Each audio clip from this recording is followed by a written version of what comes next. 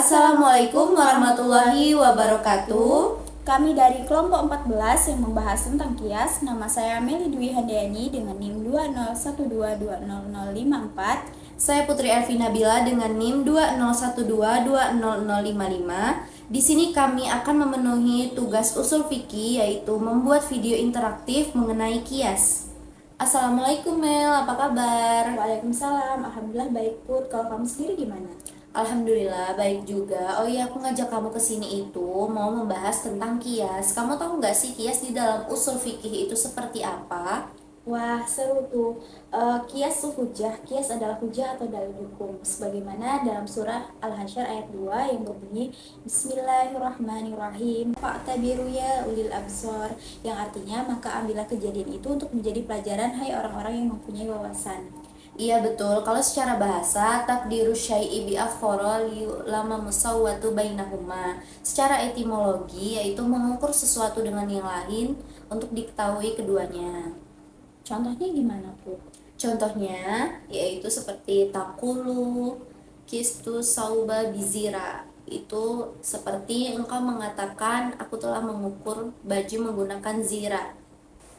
Wastilahan radul far'i ilal asli bi ilati tajma'uhuma fil hukmi, yaitu menggabungkan dua hukum cabang hukum asal dengan adanya ilat yang mempertemukan keduanya di dalam satu hukum. Jadi contohnya gimana Mel? Kakiasul aruzi alal buri fi riba bi jami'i ta'am, seperti kias padi dengan gandum dalam masalah riba, karena keduanya sesama jenis makanan. Oh, jadi kesimpulannya kias itu menyamakan dan menganalogikan ya Mel ya? Tepat sekali, kias digunakan untuk menetapkan hukum suatu peristiwa yang belum ada nasnya. Atau simpelnya gini, kias itu berfungsi untuk menyelesaikan kasus hukum yang tidak disebutkan secara eksplisit di dalam Al-Quran maupun Sunnah. Nah, maka dari itu, kias itu dijadikan sumber dalil hukum yang keempat setelah Al-Quran, Sunnah, dan Ijma. Juga sebagai penafsiran dari Al-Quran dan hadis yang memerlukan penjelasan lebih lanjut. Wah, Masya Allah. Yuk kita baca sama-sama mengenai dalil kehujahan kias. Ayo. A'udzu billahi minasyaitonir rajim. Bismillahirrahmanirrahim. Ya ayyuhalladzina amanu atiiullaha wa atiiur rasula wa ulil amri minkum. فَإِن تَنَازَعْتُمْ فِي شَيْءٍ فَرُدُّوهُ إِلَى اللَّهِ وَرَسُولِهِ إِن كُنتُمْ تُؤْمِنُونَ بِاللَّهِ وَالْيَوْمِ الْآخِرِ ذَلِكَ خَيْرٌ وَأَحْسَنُ تَأْوِيلًا. Shadaqallahul azim. Nah, jadi ayat tersebut memerintahkan kita kaum muslim untuk mentaati segala aturan keputusan ulil amri selama aturan itu tidak melanggar dan mentaati Allah dan Rasulullah. Jika terjadi perbedaan pendapat, maka dikembalikan lagi kepada keputusan Allah dan Rasulullah, yaitu Al-Quran dan Sunnah. Oh, maksud dari ulil amri yang harus ditaati itu siapa saja sih Mel? Maksud dari ulil amri yang harus ditaati itu setiap pemimpin muslim yang memegang pedoman Al-Quran dan Sunnah. Nah, untuk rukunnya kamu masih ingat nggak, Bu?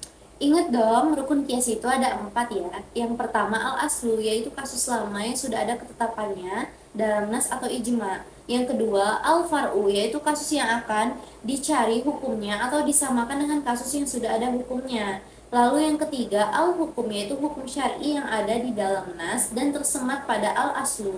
Dan yang terakhir al-ilat, yaitu sifat yang dijadikan dasar untuk persamaan antara hukum pokok dan hukum cabang. Nah, untuk macam-macamnya, kamu tahu nggak Mel?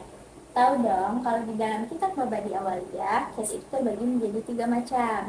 Yang pertama, kias ilat, yaitu sesuatu yang ilat di dalamnya mewajibkan atau menetapkan hukum, seperti larangan menyakiti fisik orang tua karena dalil menyakiti orang tua dengan perkataan. Nah, yang kedua yaitu kias dalalah, yaitu kias yang ilat di dalamnya menjadi dalil atas suatu hukum namun ilat tersebut tidak menetapkan hukum, seperti kias terhadap harta anak-anak kepada orang dewasa dalam hal wajib zakat karena sudah termasuk maltam atau harta yang sudah disempurna dimiliki. Nah, yang ketiga yaitu kias sibihi, yaitu mempersamakan hukum cabang atau al-far'u yang meragukan antara dua hukum asal dengan mengambil yang lebih banyak persamaannya dari asal tersebut, seperti kias untuk hamba sahaya. yang dikiaskan sama dengan manusia yang merdeka. Karena dia juga seorang adami atau seorang manusia. Gitu, Put. Itulah tadi pembahasan kias yang telah kami sampaikan. Lebih dan kurang kami mohon maaf. Kami akhiri. Wassalamualaikum warahmatullahi wabarakatuh.